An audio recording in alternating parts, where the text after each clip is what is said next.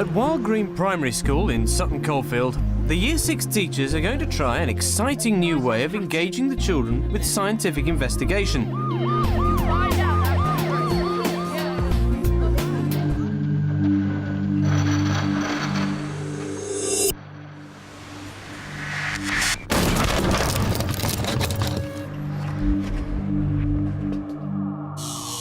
The teachers are keen to make connections between national curriculum knowledge and understanding and what science looks and feels like in the real world. They've chosen an ambitious investigation, exploiting the excitement of a true-life crime scene. It will require the children to behave like forensic scientists and provide a springboard for cross-curricular learning. Joining the teaching team to plan the investigation is Jane Turner from the Science Learning Centre. I'm really glad you're going to do this forensics project. I think it'll be a lot of fun, be a lot of hard work as well, a lot of planning. So, first thing you need to think about, why are you going to do it? We're trying to raise the profile of investigative science in the school at the moment, and so we're doing a Science Week, and we thought this would be a wonderful project to put into that because it is a lot of investigative skills, and it's something the children we know would really enjoy. I like this type of project because I think it's a really good cross-curricular project. It'll get them to think about story and motive and reason. You should be able to get lots of other work out of it as well as direct science inquiry. I think because it's coming after the SATs for Year 6. Right, so that's when it'll be. It's going to be really nice to be able to link subjects together and work in a different way with the children working in groups and pairs and being able to do a lot of chatting and much less recording perhaps of things than they've had to do in recent weeks. So Year 6s, so they'll have a great time after SATs. You've got to do all the work planning for them. So anybody else that you can draw on, either to help you with the planning or to be involved in the project as suspects, witnesses? We've been talking to the police and they're willing to become part of it as well. So we're involved with outside agencies. The team in school works very hard together, and our caretaker, site manager as I think he should be called, and the office staff and the dinner ladies, I'm sure with a bit of arm twisting we'll all be happy to get involved. Yeah. I think we'd like to use a lot of ICT. We have access to a computer room and laptops and digital microscope. Digital cameras, have you got? Yeah, and DigiBlue cameras as well.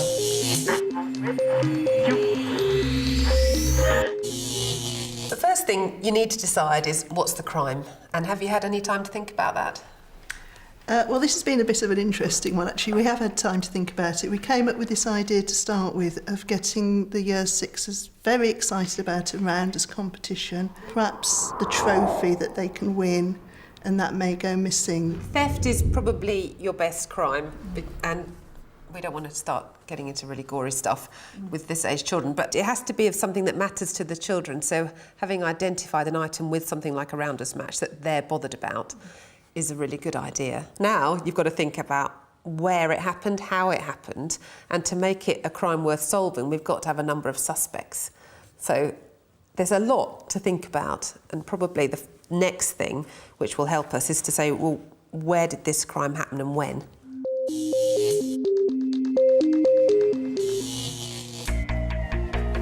You've certainly got an interesting site here. I mean, I don't think I've ever seen quite as many sheds in a school as there are. No, we're not short of sheds. No, we're certainly not. So really, we've got to decide which would be the best place and the most credible place that children might use as a storage for them to keep the rounders equipment.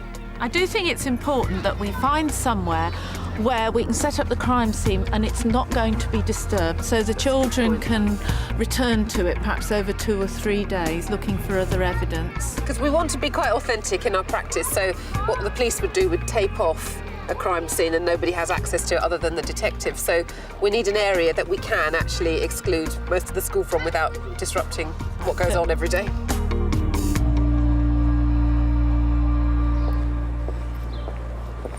Oh, another shed. How many sheds does this school have?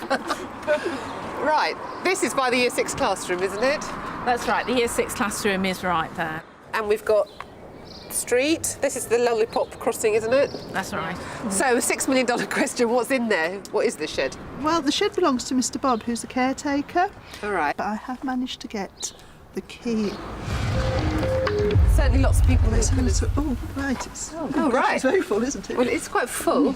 Oh, look, broken window.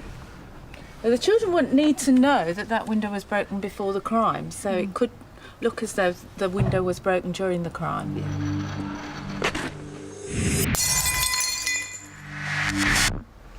I mean, there's not a lot of space in here, but do you need a lot of space? How much stuff are they going to store in here? It's just going to be the box with the trophy, isn't it, really? OK, so the trophy will be in there and removed. So we've now got to think about how it could have happened. In that planning, you need to think what evidence will be left behind that the children can analyse. Well, we need to get some blood, don't we? Yeah. That would be good, because we could do some good stuff with that. Yeah. We wanted to get some fibres as well. So there'd be fibres, blood, perhaps, somewhere. There might be some fingerprints on them. Definitely. We've Got a nice bit of garden over there for footprints. Yeah, that'd be good. I mean, it's very clean and tidy, this school, so if a bit of litter had been dropped, or, you know, a note or something that came up, a bus ticket or something like that, that would be noticeable, wouldn't it? Something the children could find. So I think we might have found our site. Right, who's done this crime then? Who's going to be your baddie? Well, we haven't actually decided who exactly is going to have done it yet, but we have got some suspects lined up. Give me your suspects then. Well, the first one is Mr Bob, the caretaker. Right. He's very partial to playing golf. Right. And I think on the day of the tournament, he's got a very important golf match. Right. Anybody else as a suspect? Head teacher. All right. Yeah. Why might he have done it?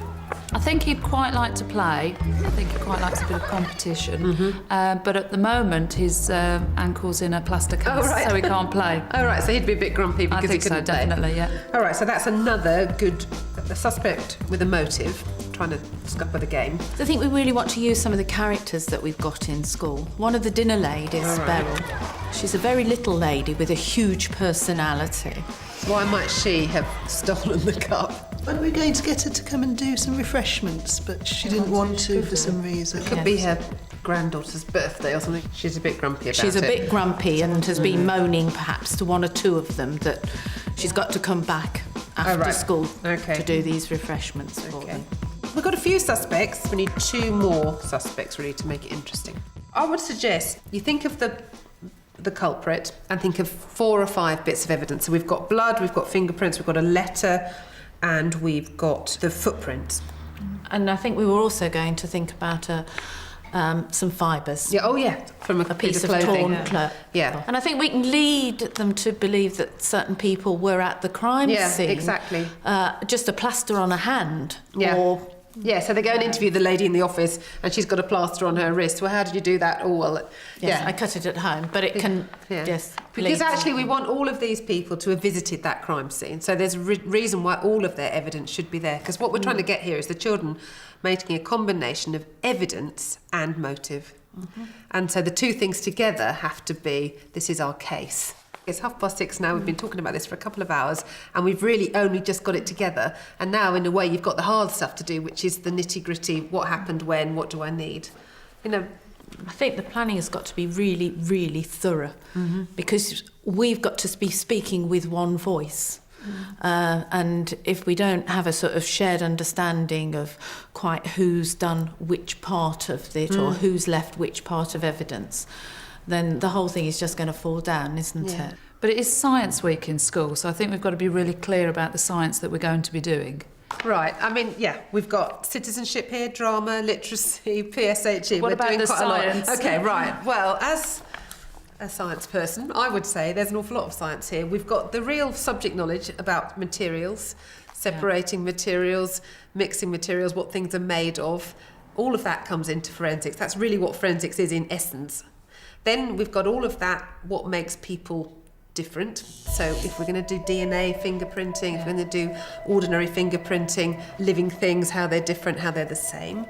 The whole science one here is massive because we're basing it on observation, inquiry, asking questions, drawing together evidence, data, coming up with conclusions based on hypothesis. The science is fantastic here, really fantastic. With the basic planning for the CSI science lessons underway, here's what our Year 6 teachers have decided upon so far. They've picked a likely crime and chosen the crime scene. A list of crime scene evidence is being considered. They've begun to choose some suspects from the school with some imaginative motives. A wide range of activities to enable the scientific investigations have been identified to focus the inquiry. These activities will encourage the children to be curious, to use careful observation, to collect data, make comparisons, to predict, hypothesize, and evaluate. The challenge will be to make it all as real as possible for the children and to encourage them to behave just like real scientists.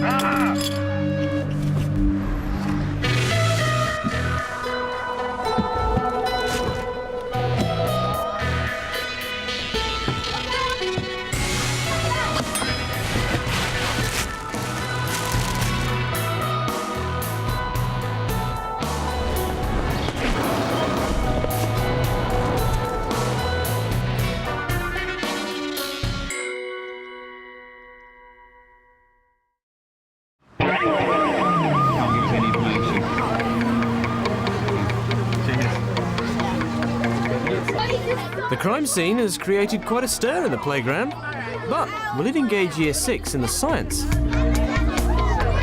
I think someone's broke him. And the shed door's wide open. I just see blood on the floor and someone might have broke it. Things got a bit pear-shaped, which I didn't realise and expect. Head teacher Peter Barnett provides an award-winning po-faced performance to intrigue Year 6. I've just been talking to the police to work out what's been going on, but we've had some sort of burglary, some sort of break-in apparently into the shed outside. Something we think has been taken, we don't know what, and I don't know any details. He introduces Robin Slater, a scenes of crime officer and forensic scientist. We feel at the moment that it's an inside job. We do have some suspects at the moment. I don't know these people at all. A Mr. John Evans, a Mr. Bob Bird, is that? Mr. Bob Bird? Mrs. Beryl Cotton, and Mrs. Kim Murphy, and Mr. Peter Barnett. Do we know these people? Yeah. The teachers? Yeah. Are the children convinced by the list of suspects? Will this crime engage them with science? The investigation is about to begin.